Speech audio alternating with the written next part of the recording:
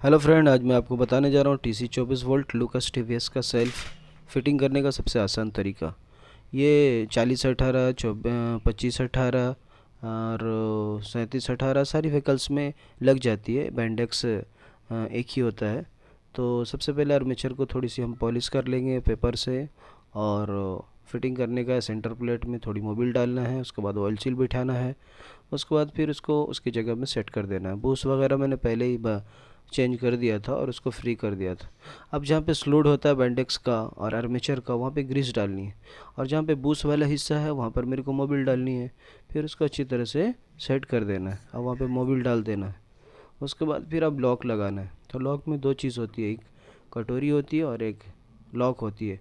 पहले कटोरी डालनी है, फिर लॉक को डालनी है। तो लॉक निकालने में अक्सर थोड़ी फैल जाती है, तो इसको पहले प्लास से हम क्या करेंगे, अपने जगह में ले आएंगे दबा के थोड़ी। फिर उसके बाद कटोरी के साथ इसको सेट करके प्लास से ऊपर उठाना है। अब दूसरे हाथ से इसको एक तरफ प्रेस करना है, तो ये ऑटोमेटिक लॉक उसके अंदर चली जाएगी। चली गई है। अब मेरा आर्मेचर के साथ पिनियन और सेंटर प्लेट रेडी हो चुका है। अब सेल्फ का जो हाउसिंग है उसमें मोबिल डालना है, क्योंकि वहाँ पे बुश होती है। तीनों बुश की जगह में मोबिल पड़ेगी। अब ये लीवर फ्रॉक है, तो इसको मैं बैंडेक्स में सेट करता है। इसके ये काम है कि जब स्टार्ट मारते हैं तो बैंडेक्स को ये आगे पीछे करता है ना।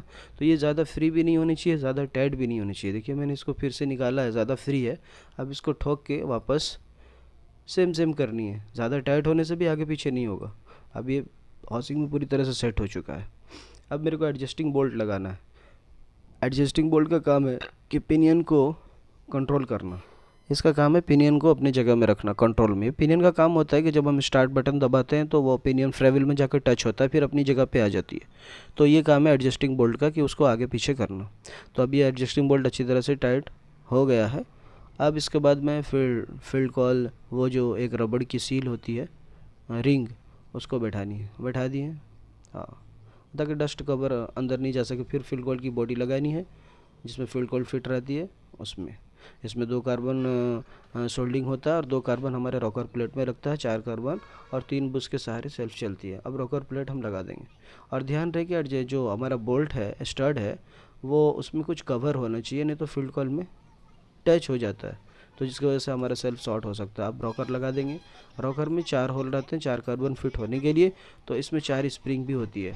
तो स्प्रिंग को हम किसी पेचकस के सहारे से टान लेंगे, फिर उसमें कार्बन को सेट कर देंगे। ध्यान रहे स्प्रिंग का पिछला हिस्सा कार्बन के बीचों बीच टच होगा, और कार्बन फ्री होना चाहिए। रॉकर के अंदर जाम नहीं होना चाहिए, नहीं तो हमारा सेल्फ नहीं चलेगा। इसलिए कार्बन फ्री जाना चाहिए, उसके अंदर पुश होना चाहिए। और फिर एक प्लेट वाशर, लोहे की जो वाशर होती है उसको पहले डालेंगे। फिर उसके बाद एक फाइबर की वाशर होती है, उसको बाद में डालेंगे, क्योंकि अगर बाद में डालेंगे लोहे की वाशर तो फिर सेल्फ चलने में आवाज़ होगी, तो अच्छा नहीं लगेगा। इसलिए फाइबर की वाशर बाद में। फिर अब कटोरा प्लेट है, इसको हम अच्छी तरह से फिट कर देंगे, जिसमें 2 होल होते हैं। ये फील्ड कॉल के पास एक कटिंग होता है, उसी के हिसाब से लगा देना इसको। अब क्या करनी है, इसमें 2 नट होते हैं, लेकिन उससे पहले 2 प्लेट वाशर होते हैं। प्लेट वाशर को अच्छी तरह से साफ़ करके लगानी, क्योंकि यही स्टड से ग्राउंड आपको सेल्फ में मिलेगा, कार्बन रोकर को जाएगा। इसलिए रस्ट नहीं होनी चाहिए। अच्छी तरह से साफ़ करके इसको हम वो वार्निश पेपर में रगड़ के लगाएंगे। और 2 कार्बन होल्डर की बोल्ट होती है रोकर की, 10 नंबर की, उसको भी अच्छी तरह से टाइट करनी। ध्यान रहे बोल्ट को ज़्यादा ज़ोर से टाइट नहीं मारनी, नहीं तो फिर स्लिप हो जाएगा। हाँ, तो इसको 10 नंबर टी से अच्छी तरह से टाइट कर लेंगे, चारों 2 बोल्ट और 2 नट को एक एक वाशर डाल के।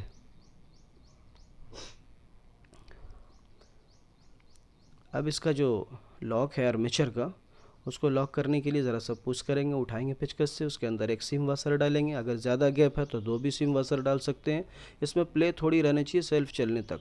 फिर एक लॉक होता है, उसको लॉक को हम लगा देंगे।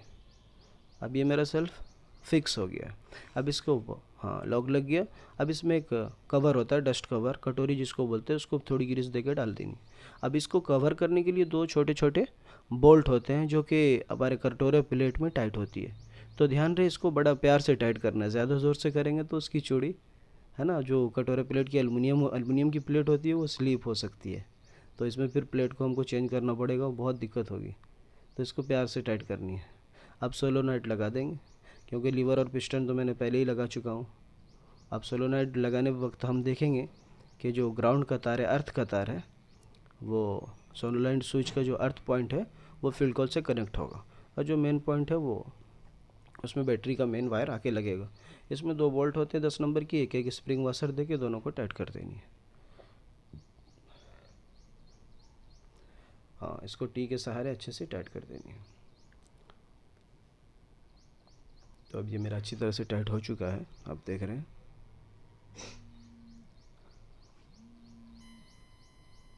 अब क्या करनी है, अच्छी तरह से इसको साफ़ करके फील्ड कॉइल का जो कनेक्शन का जो पत्ती होता है इसको अच्छी तरह से साफ़ कर देंगे ताकि रस्ट नहीं हो। और इसको सोलोनॉइड का जो अंदर का बोल्ट होता है उसको भी टाइट कर देंगे। अब इसमें 14 नंबर नट के सहारे 14 नंबर नट रहता है, उसको हम रिंग रिंची से अच्छी तरह से टाइट कर देंगे। अब देखिए ये टाइट हो गया, मेरा सेल्फ फिट हो चुका है लगभग।